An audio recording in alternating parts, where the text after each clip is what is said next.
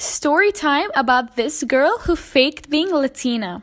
So there was this girl who went to my school. Let's call her Sarah. Sarah is the queen of lies. In every subject we talk about, Sarah always, and I mean always, comes up with a lie that has to do with her life. Here's an example.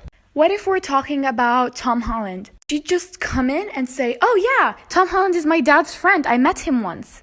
You know, these types of lies. Another one is when she told everyone she's Latina. It was lunchtime in school, and we were talking about where we went for the summer. Sarah tells us that she went to Spain, and she started telling us on what she did there, and says that she's 50% Latina. She also said that she lived in Spain for 6 years, and if there is any person who lived in Spain for 6 years, they must know how to speak Spanish. And then my friend Kayla asked Sarah, "What does good morning mean in Spanish?" And then Sarah looks at us, looks back at her food, and said, "I don't know, I'm still taking Spanish lessons." And we just look at her, that she doesn't even know what good morning means in Spanish. If she had lived in Spain for 6 years, she would have known what it meant. I don't know how, but that incident has spread around the entire school. Every person that walks past Sarah just says, "Buenos dias," basically teasing her about not knowing what good morning means in Spanish. And then Sarah didn't show up to school for 3 days after that. And oh boy, we haven't even gotten to the crazy part. The 3 days pass, and Sarah comes back to school. As soon as she walks into the class, everyone's eyes was on her. She came up, sat in her seat, and this lady showed up in a crop top, skinny jeans, fake nails, and fake lashes. And her hair was in a bun with edges. Yes, you heard me, edges. This lady is white.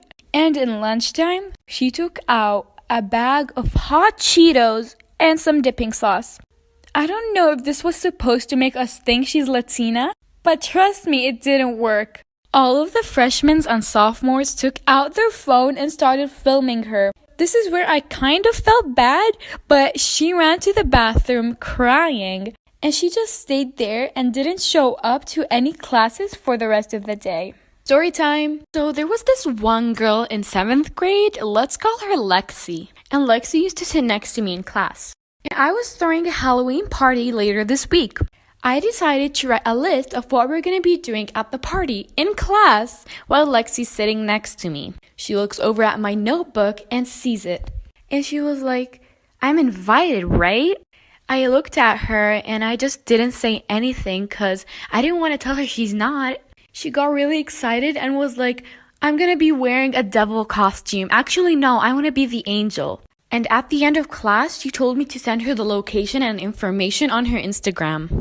And I remembered that Lexi had a lot of spam accounts and accounts she doesn't use. So I decided to send her the information on one of the accounts she doesn't use. 2 days later, I got a message from Lexi. She sent me a message from one of her real accounts. Then she told me that I forgot to send her the information for the party. I told her that I did send the location, but on her other account, and that I didn't know she stopped using it. Lexi didn't believe me, so I sent her a screenshot. Then I told her that since she didn't confirm, she can't come to the party because I had a limit of 20 people. Lexi got really mad and started calling me mean stuff, that I'm rude and forgetful.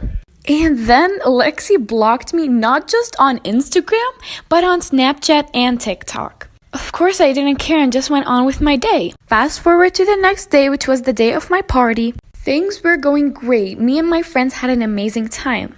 But after an hour, I get a phone call from a random number. I didn't answer, number one, because the music was too loud and I was too busy with my friends.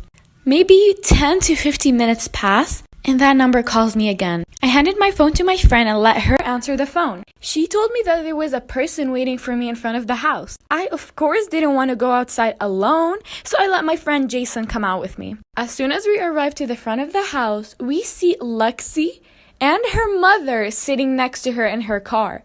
I just stood there in disbelief, not knowing what to do. Lexi got out of the car, looked at me and rolled her eyes, then looked at Jason and started talking to him. She was like, Jason, can I come in? And Jason didn't know what to say, but he said yes. And Lexi had the audacity to show up to my party after she blocked me on all of my social media. Lexi stayed with Jason and Jason's friend. I couldn't enjoy my night anymore after that. The next day in school, I told my teacher the story and she moved my place. Story time, the biggest lie I ever got away with as a teenager. So my sister and I were going to spend the weekend at my stepdad's, and I asked my parents if I could bring a friend.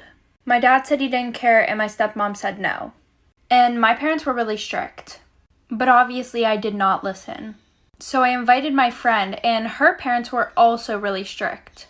So we came up with this elaborate plan that I would ask her parents and tell them that it was a surprise for her. And they believed it. So the day comes whenever we're supposed to leave to go up to my stepdad's. So, we get off the bus, walk to my house, and my stepmom was asleep because she worked night shifts. So I was able to sneak my friend through the house to my bedroom. Little did she know she was going to have to hide in the closet. So my stepmom came in and needed to borrow a pair of socks for work. And I was literally guarding the closet with my life.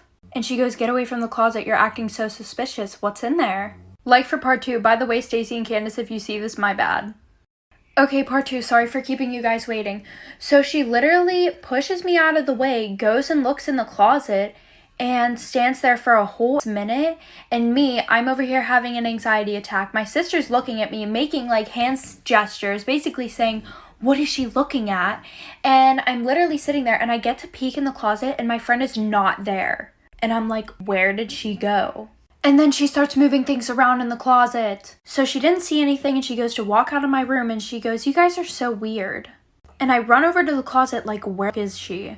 And she pops out of this box that is literally in plain sight and goes, "Is she gone yet?" And trust me, I know this doesn't sound like a big thing to get away with, but whenever you have strict parents and they're looking for somebody in literally a 5-foot space, oh honey. This was a big deal for me. And tonight is going to be the night that my stepmom actually sees this. Before she leave, I'ma need my shirt back.